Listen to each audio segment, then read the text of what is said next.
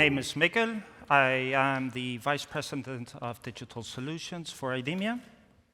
And hello, I'm Sylvain Givord. I'm in charge of our eSIM solutions for the consumer market. Okay. So I was going to come up here and start presenting a little bit about the different verticals of IDEMIA. However, listening to Pablo, I was actually thinking, okay, we were up here just 1 year ago at this stage, right, with Microsoft presenting how we took mass market eSIM to the cloud. And I was wondering, what has really changed in 1 year? I mean, it's only 12 months. So, at least from our perspective, we've been able to migrate most of our customers to the cloud, 90%.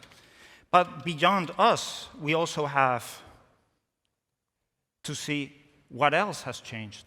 A new specification, eSIM IoT, a completely new specification that can revolutionize the market. So, of course, that is great news. For us, it already means that we have deployed already 25 POCs with different verticals on eSIM IoT. And then finally, the consumer market, right? That has just boomed, 160 million transactions just last year. Okay, so that's a wow figure. But let's go back to the presentation. We want to divide this into different sections. The first section, we will be talking about eSIM consumer. The second one, about eSIM IoT. And finally, we're going to end up with user experience. Because what is the end user experience? How do customers feel when they download an eSIM? Well, find out after the next sections. Sylvain, go ahead with the consumer section, please. Thank you, Mikkel. Well, in the consumer market, the big thing is eSIM-only smartphones. And the moment now is a moment of strong expansion. More countries, more phones, and more mid-range phones, including eSIM. So in this context, it's a very valid and important question for all stakeholders of the ecosystem, how to get ready for eSIM only. Because if there's one thing we've seen in the US, is that being ready for eSIM only is completely different than just supporting the eSIM technology. It's completely new scales, it's completely different expectations in terms of reliability, in terms of resilience, in terms of quality of service, and it impacts the carrier backends and the user experience. So it's a big change for the end user, for the mobile operators, for the eSIM solution providers, and it comes with its fair shares of challenges and of opportunities. So what I'm going to present today are insights on how to get ready, how to grasp this opportunity with 3 key priorities: simplify, scale, and innovate. Okay, so we are in the consumer market here, and at the center of the eSIM transformation is the end user. Making his or her experience as smooth as possible, as simple as possible, is the most important thing there is. And we're going to dedicate the whole third part of our presentation to this topic. So for now, I'd like to focus on another very important aspect, which is the impact of eSIM only on the MNO backends. Mobile operators have to handle a tremendous amount of use cases and real-life situations. And you have built specific processes for each and every of those situations. Well, those processes may be impacted by eSIM at different levels. And the risk here is a risk of complexity and therefore high cost. Let's take an example in logistics. For eSIM devices, of course, no need of a physical SIM card anymore. So no more distribution, no more transformation, no more physical stock. That's great, absolutely great. But it's not enough, because your physical stock is replaced by a digital stock of eSIM profiles. And those eSIM profiles, they have to adapt. They must be able to address all different business situations you have on the field, all different eSIM devices you have on the field, each with its own technical specificities. They will have also to evolve together with the evolutions of the technology. So the risk here is to end up with literally hundreds of eSIM profiles and a headache to manage. At IDEMIA, we've developed a solution so that you can change any part of your profile, any profile element at any time before or during the download. It means that you can have a single type of profiles that intelligently adapts to each and every of those different situations and each and every of those different handsets. So at the end of the day, it's a single SKU, SKU standing for stock keeping unit. And it's a great way to make your digital inventory management very simple and to get ready for the volumes that are about to come, that are coming and about to come. eSIM downloads worldwide are doubling every year, and much more in some specific countries. And in an eSIM-only scenario, should your eSIM service be down, well, you simply cannot sell any subscription anymore. So I think we would all agree that this is simply not an option. So mobile operators should be able to rely on eSIM solutions that are highly available, that are resilient, that scale efficiently, and with state-of-the-art security. We put those requirements at the heart of our product design, build, and deployment. And for the hosting part, we partnered with Microsoft Azure, which means that we are deploying our solutions on Azure Cloud, and we leverage on an infrastructure that is a world's best in terms of operational excellence, in terms of capacity, and in terms of security. So very concretely, what it means at the end of the day is eSIM solutions that are always up, less than 5 minutes downtime per year, eSIM solutions that are highly performant. One single IDEMIA eSIM solution is able to handle the whole yearly worldwide traffic in 6 days, and eSIM solutions that scale confidently and smoothly and responsibly. Because I believe it's our common mission to build technology with as less impact as possible on the environment. eSIM by itself helps a lot on this. It removes the plastic, it reduces the physical footprint. So it's good. But again, it's not enough. And again, we put it at the heart of our product design. Azure is also very efficient in terms of carbon, with a plan to be carbon neutral by the end of the decade. And we asked a company, EcoAct, to make a life cycle assessment of our eSIM services. And then we asked another company, Bureau Veritas, to check and certify that life cycle assessment. And so today we can very confidently say that an eSIM profile generation and an eSIM download with an IDEMIA solution generates less than 0.2 grams of greenhouse gas emissions. So at the end of the day, for mobile operators, this is also counted in your own emissions, in what is called Scope 3. So all the more, a very good reason to take an eSIM solution with as less impact as possible in terms of carbon equivalent. Okay, and my last slide and last topic is probably the most important, and it's the opportunity that the eSIM-wide adoption brings to completely rethink the way connectivity is distributed, rethink the user experience, build wow features, and develop new revenue streams. Opportunities are to connect more devices, more wearables, connected cars, connected homes, to develop a full digital onboarding experience, to have new distribution channels, to easily build marketing campaigns, globally to rethink the way connectivity is distributed and managed.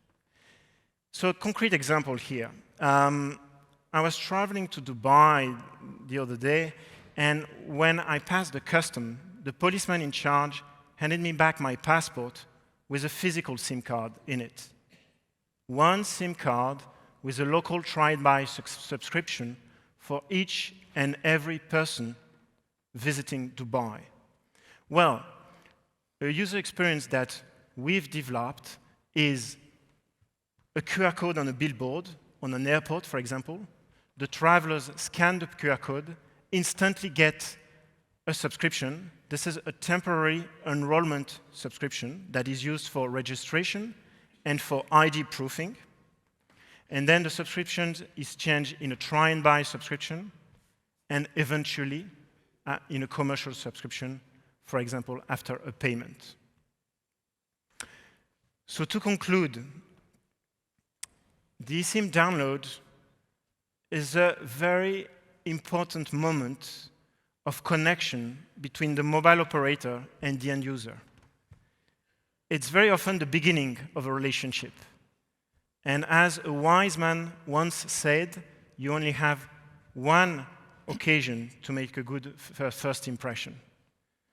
So IDEMIA empowers you to make it a great user experience, to make it simple, to make it reliable and smooth, and to take this unique opportunity to work on your brand and to position it firmly around new and innovative user experience. Thank you. So, yeah, let's give him an applause.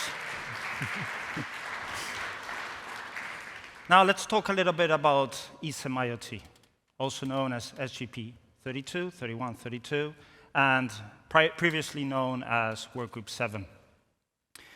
But let's revert back a little bit.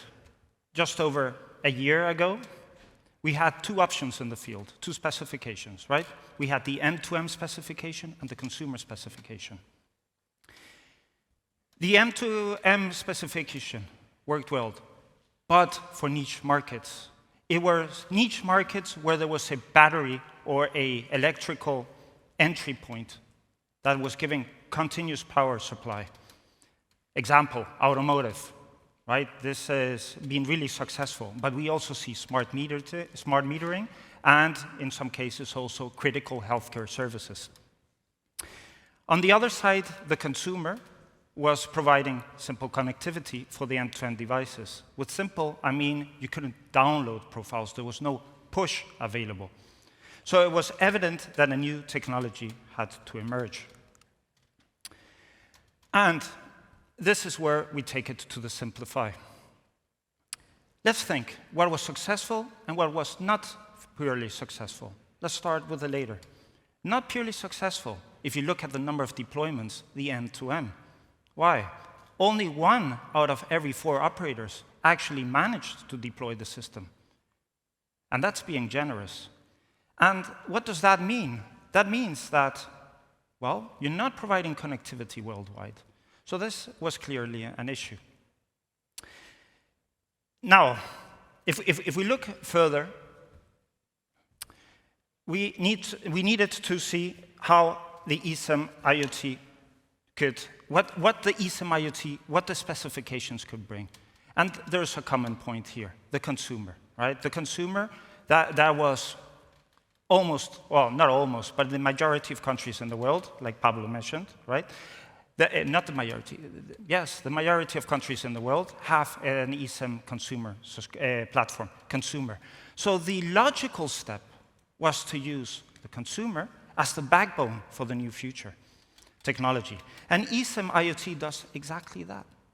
It uses the consumer platform. In other words, from a start, from inception of a technology, you already have connectivity in most countries in the world, from inception.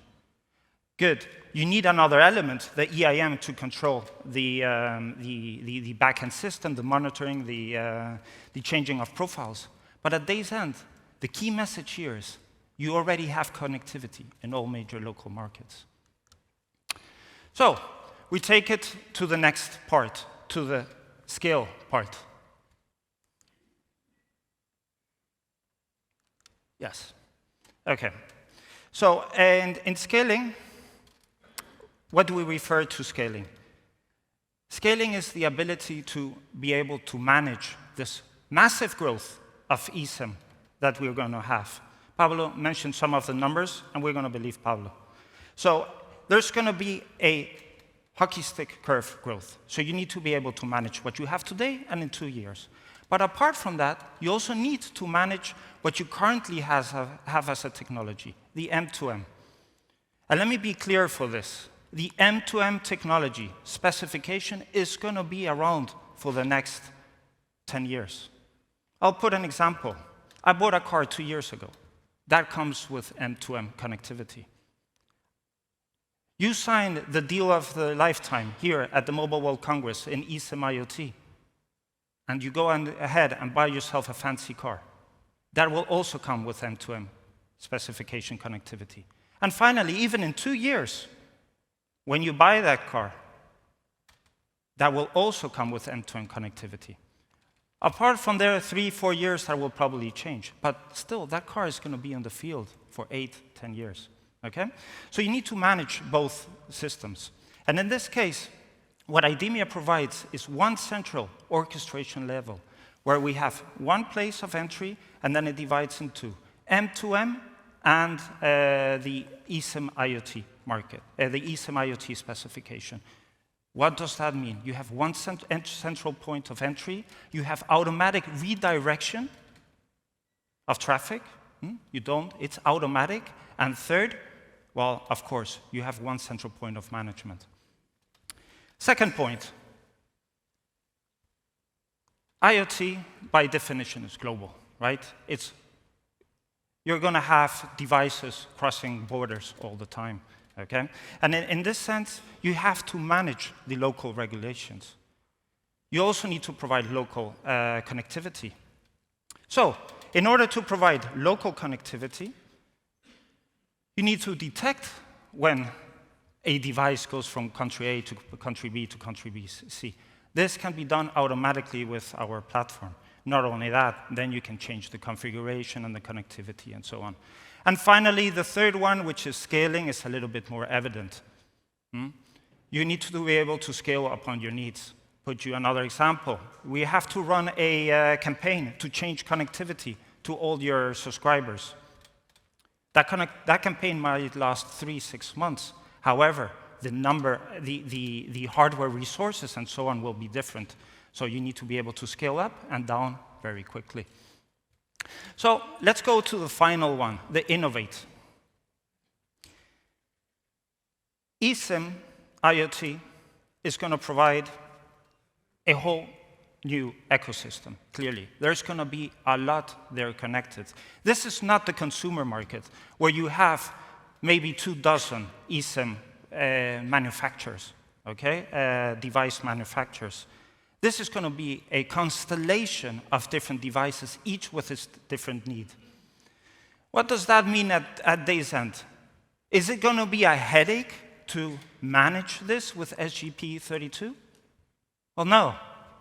Well, no if you want it to be, okay?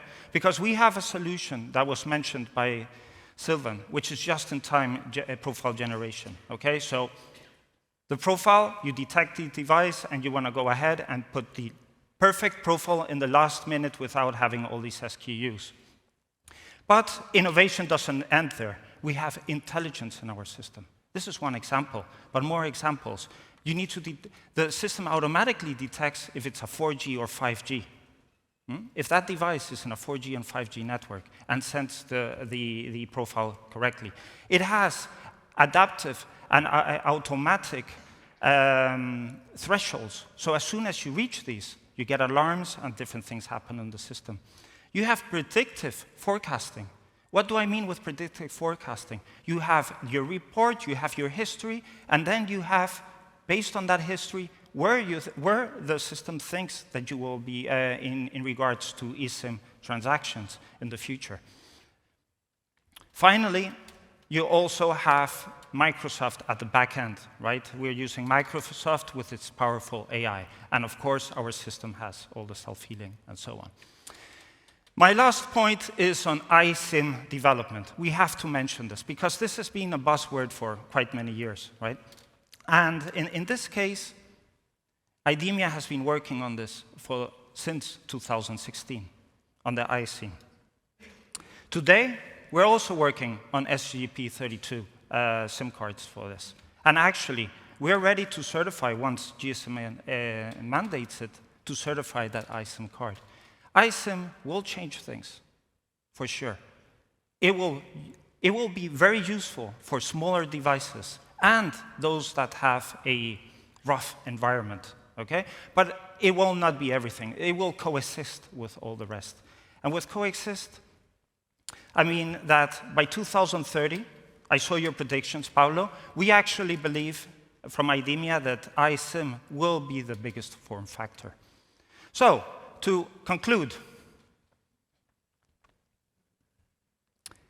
eSIM IoT will change the market. It has the potential to revolutionize it.